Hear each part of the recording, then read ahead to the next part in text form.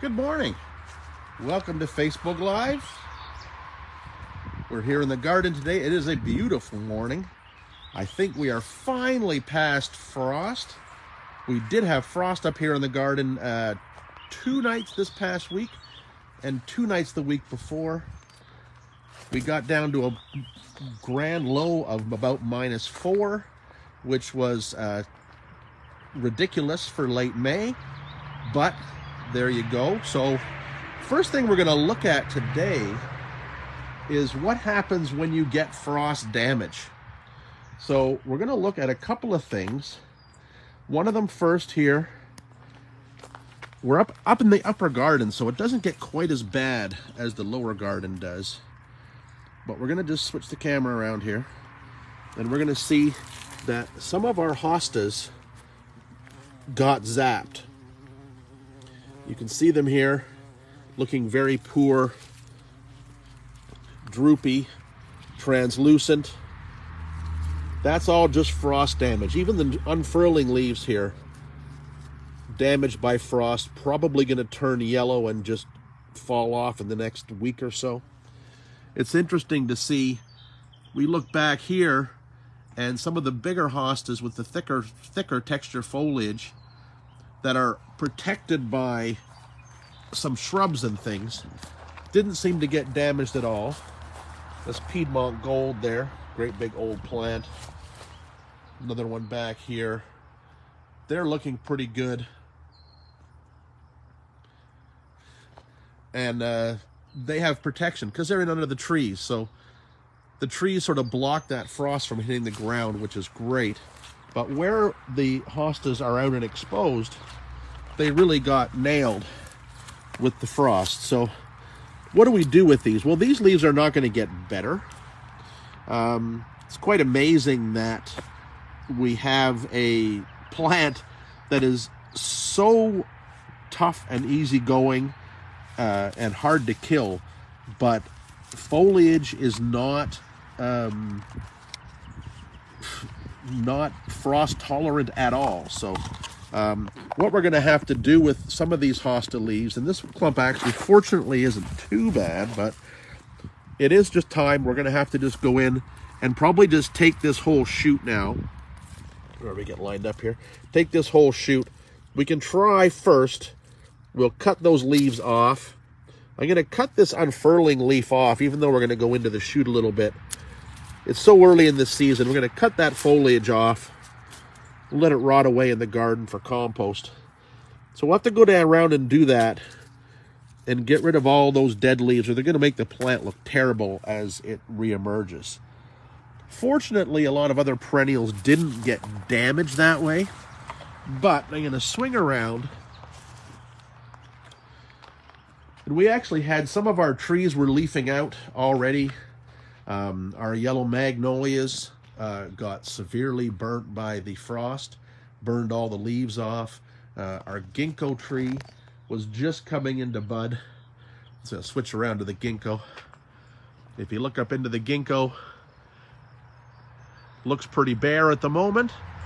All the buds froze off, all the new growth. But what's going to happen is that's going to come back. It'll take it a couple of weeks, and we will see new leaves. They probably won't get as big, but they will still leaf out and do their thing. One thing that I'm really sad about is this dead-looking stick here on the arbor. This is our kiwi vines, our hardy kiwi vines, and I was really excited about them. They've been in for a couple of years. They were covered in flower buds and just a bit of new growth, and then they froze right off. So where I thought we were going to get a little crop of kiwis this year, no, we're not going to get any, but I can see that there are some new little leaves and buds starting to push out already. So it's amazing how resilient the shrubs and trees can be, but frustrating when you lose a crop or look at a tree that's very damaged and just has to take a few weeks to come back into looking good again. So that's what we're going to look at. We're going to come over into the front garden here, and one thing that really got hammered was our beech trees. Our beech trees were just pushing out new leaves, pushing out a little bit of new growth. Switch around here. So you can see what our beech trees, and this is one of our dwarf weeping beeches, what they look like now. Just a real mess.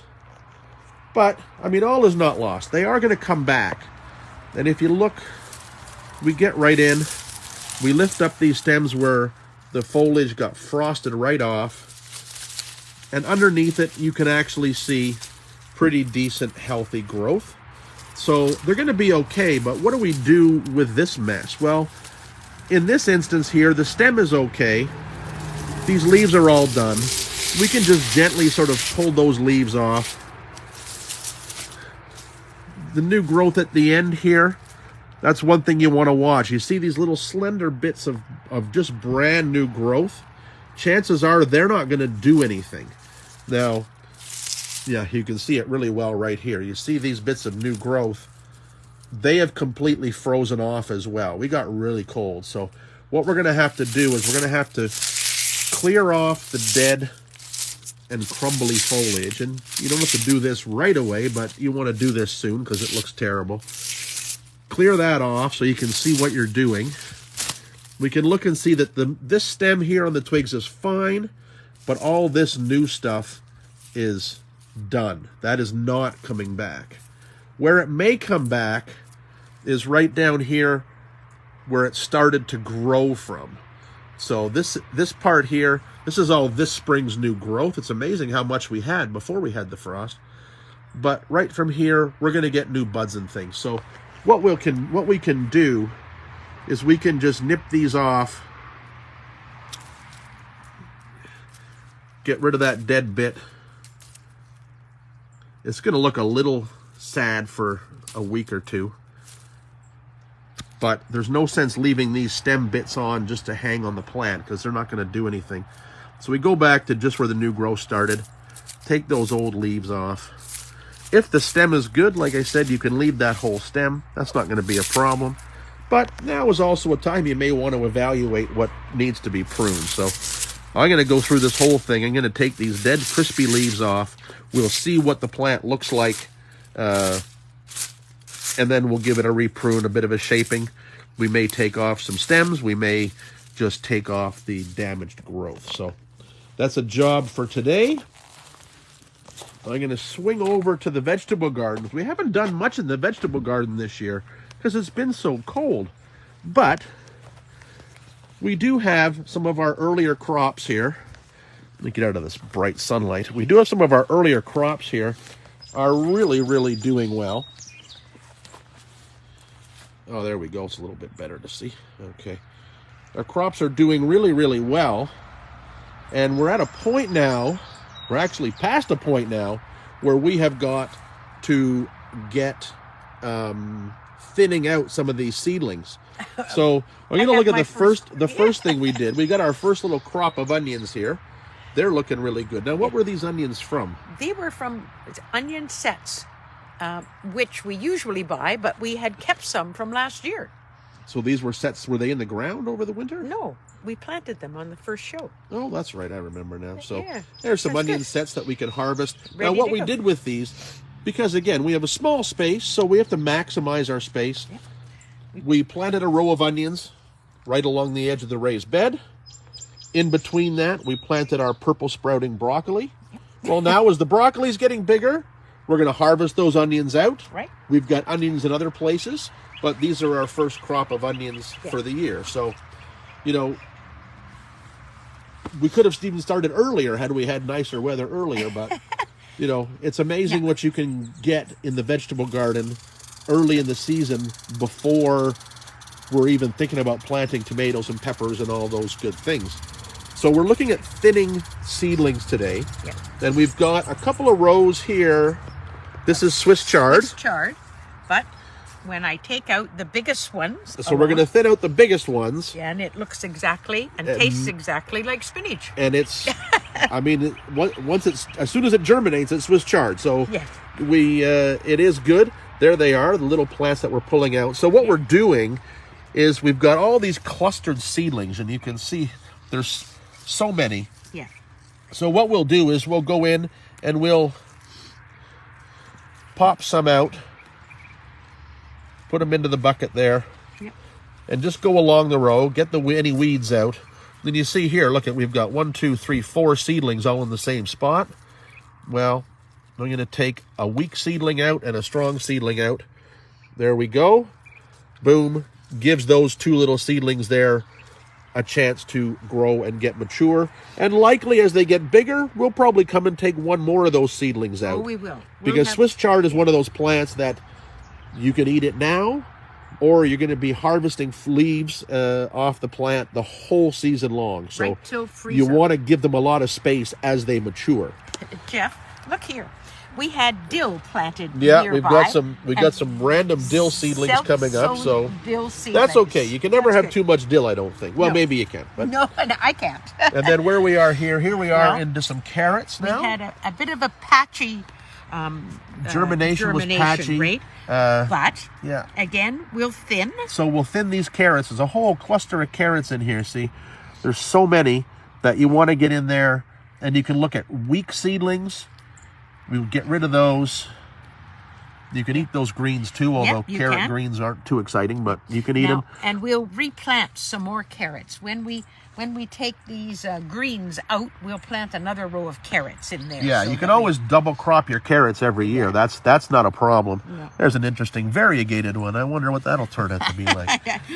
But anyway, so you can see how carrots, when they get sown, they're tricky to sow because they're a small seed, and you get thousands of them in a pack. And you get thousands in a pack because you're going to thin them out. Nobody expects you to buy a package of carrot seeds with 2,000 seeds in it and harvest 2,000 carrots. Right. You're going to, it's not waste. You're going to thin them out. Like this patch here, we got to get, this is a whole, we got to get a lot of these seedlings out of here. So we can thin a bunch of these out. Because otherwise they won't amount to anything. Yeah, if your seedlings like this are so tightly clustered, you'll get no production on them. The root just won't improve and won't get big. They'll just stay as a cluster of tiny little seedlings. Now, our next guy down here is our beets. And beets are the same thing sort of too. So well, they're tricky because there's actually 3 or 4 seeds in each little seed cluster that you plant. Well, that's it. What looks like a big seed is actually a little cluster of seeds. So, beets say you have to thin them because you will not get good clusters, good beets, if you don't thin. And again, they're so beet good. greens, these are fantastic to eat. So we're getting a whole meal here of vegetables just from our thinned seedlings. So never assume that they are waste. Good. The next thing is, if you need something savory, this in fact is summer savory. And just to show you that gardeners have been doing it a long time can still make a mistake. I dropped the package of seed. And then they all germinated. And so there you go. every single one germinated. But the fragrance of these is just wonderful. Now, that will make a beautiful omelet or a stir fry. Just great. Now, the thing is, we also have a hardy savory, winter savory. This is summer savory, which will be dried as soon as it comes into bloom. And it's gorgeous. You can't have a turkey or a chicken stuffing without savory in it. Ooh. Oh yeah, it's so good. Yeah. Moving down, we're down into our leeks. Our leek row. And our leeks, remember, we sowed these leeks on a show way back in January. Here they are here. And again, they were all sort of spaced out into little clusters and things. So now these we tried to space. These ones we thinned out as we planted them individually. Yeah. These ones were planted in little clusters. So again... And you know what, Jeff? I think the clusters have done better. They are doing really well, but they got to be thinned as well. So and they'll make great soup. Ooh, yeah, lovely. Yeah, there we go. Little baby leeks. Yeah, so that's good. And then the spacing will allow there's like how many little clumps here? There's probably about 20 or 25 little clumps. So we'll break those down. We'll thin those down to 1 plant per, and then they'll sit there for the rest of the season. So very simple. Yeah. Right up until freeze up. Yeah. Now the next is a new one for us. This is a little It's one of the Asian greens, right? Yeah, it's called Komatsuna. Yes. So we're just trying it. It certainly has ready grown really well. It's ready to harvest now. Well, most of these Asian greens, you're harvesting them just like this. So I won't even bother thinning. We'll just We'll just start to harvest these. Yeah. And then if we like it, we haven't tried it before. If we like it, we'll sow more. And you can just repeatedly sow these things all season through. Our lettuce this year, we've had an interesting lettuce season this year because for some reason the squirrels and the crows have decided they really like lettuce. So they're eating our lettuce on us regularly. We've had to keep row covers over it just to try to keep it from being completely devoured. But I left the row cover off last night. And they were in eating it today. And look at this. It's just, anyway. Yeah, you can see that they're just about devoured that one there. Yeah. But anyways, the lettuces are coming along fine. And they're ready to eat now, so we'll take this whole row out first. They are. And is this, which one is this? This is the little tennis ball. This is tennis ball? Yeah. Tennis ball is an amazing little butterhead lettuce because right here, that's the full head. That's maturity. That's maturity right there for tennis ball. And the neat thing about it, the thing I like about it is we'll cut the roots off, wash them up, and you can serve each person at your dinner table their own little head of lettuce garnished with whatever else you've got. So tennis ball is a fun, easy one to grow. We'll sprinkle some savory leaves on it. Has that great butterhead lettuce flavor. So now this space then, I think the weather's okay now. I can plant my beans, my bush beans. Well, we're looking at temperatures now at night of 10 degrees plus. So right. And it'll take the beans a week to germinate. So by then hopefully we'll have lovely weather for beans. Yeah, well, like I say, we're just getting into that kind of weather now. We're going to have warm days. We're going to have warmer nights, which we've been lacking. And it's amazing how those nights that get down into the single digits, even though you might not have had frost, can hold things back. Mm-hmm. I think when I look about the vegetable garden, for one thing, we're still probably at least a week away before we're even going to think about our tomatoes and peppers. We might even wait another week and just to make sure that the weather's balanced out, because we have had frost here May 28th. On the 28th of May. Which is today. We're still sort of not out of those woods yet, although the temperatures are looking pretty promising. So this is the stage we're at in the garden here right now.